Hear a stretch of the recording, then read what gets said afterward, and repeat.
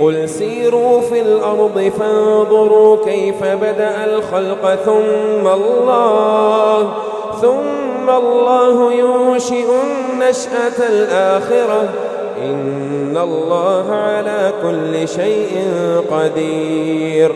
يعذب من يشاء ويرحم من يشاء وإليه تقلبون